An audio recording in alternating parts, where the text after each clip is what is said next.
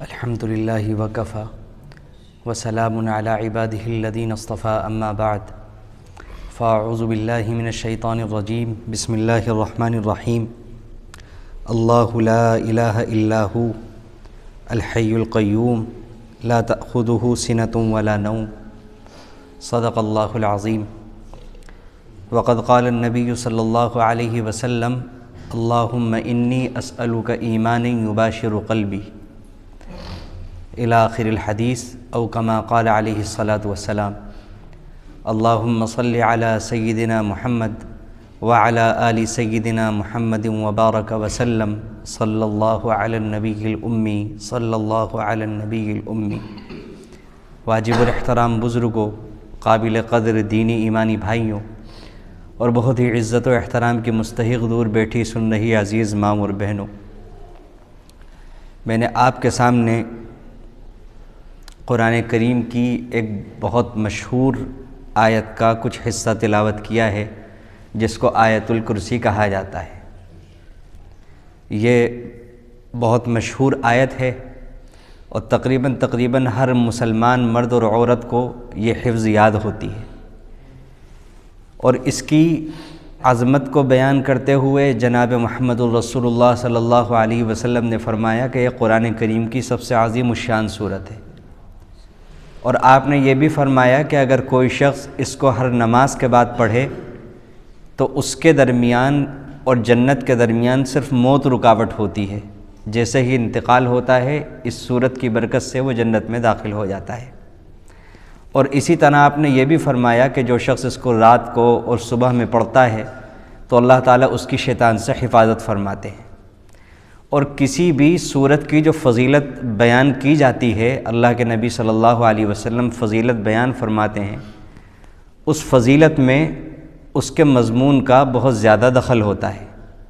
اس لیے قرآن کریم کی یہ جو آیت ہے جس کو آیت الکرسی کہا جاتا ہے، اس کو آپ نے جو عظمت والا فرمایا،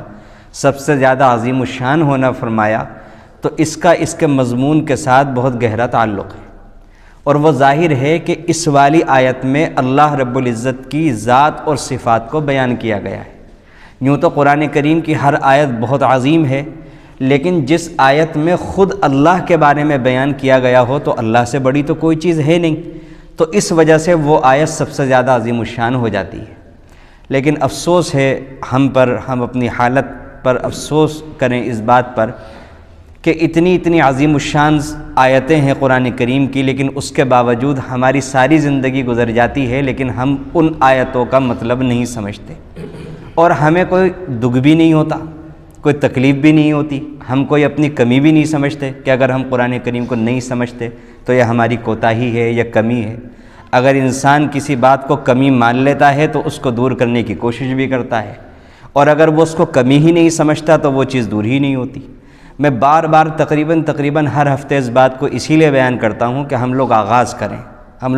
کریں قرآن کریم کو سمجھنے کے لیے، اپنے گھروں میں ہم اہتمام کریں، اپنے گھروں میں رواج زندہ کریں، رواج پیدا کریں، قرآن کریم کو لے کر کے بیٹھیں اور قرآن کریم کی ایک دو آیتیں سمجھنے کی شروعات کریں۔ بہرحال قرآن کریم کی جو آیت ہے اس کا پہلا حصہ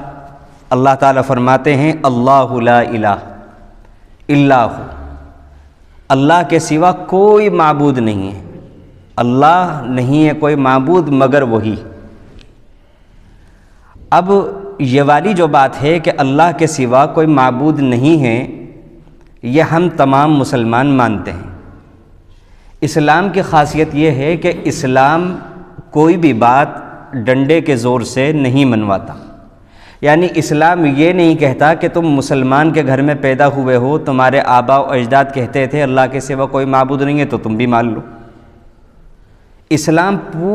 پوری اجازت دیتا ہے کہ آپ اپنی عقل کا استعمال کریں، غور و فکر سے کام لیں، اور پھر جب آپ کا دل پورے طریقے پر مطمئن ہو تب آپ مانیں۔ اللہ لا الہ الا ہو، قرآن نے دلیلوں کی بھرمار کی ہے اس بات کے اوپر، عقلی دلیلوں کی بھرمار کی ہے قرآن کریم میں اس بات پر کہ اللہ کے سوا کوئی معبود کیوں نہیں ہو سکتا،